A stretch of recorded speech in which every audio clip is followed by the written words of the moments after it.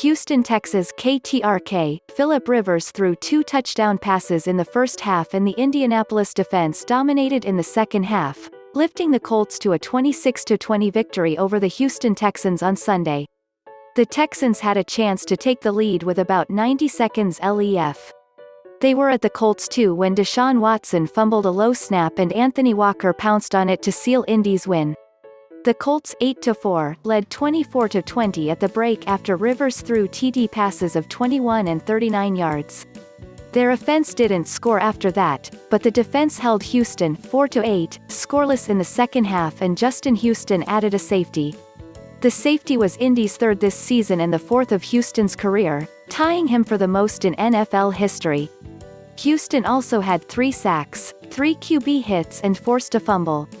Watson threw for 341 yards and ran for a score in the first half.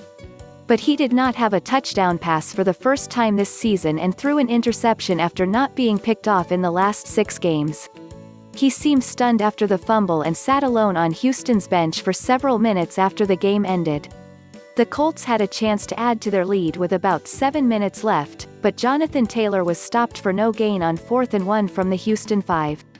Indianapolis added to its lead 3 plays later when Houston sacked Watson in the end zone to make it 26-20. The Colts had 2 penalties on the ensuing drive and punted to give the Texans that last chance. T.Y. Hilton had a season-high 110 yards receiving and a touchdown.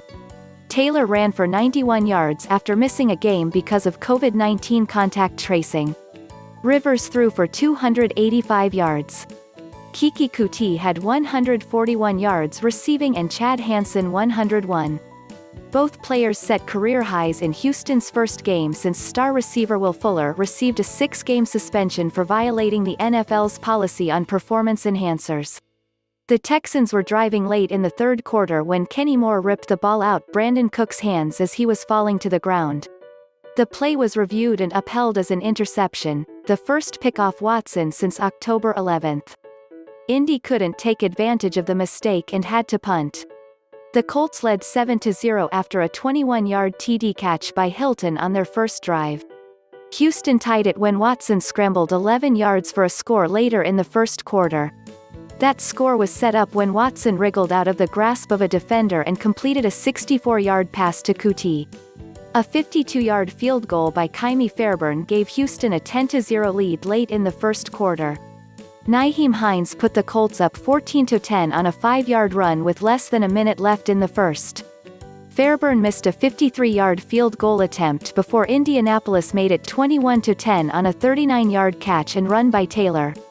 Then Houston got within 21-17 on a 6-yard run by David Johnson, and both teams added field goals to leave Indianapolis up 24-20 at halftime.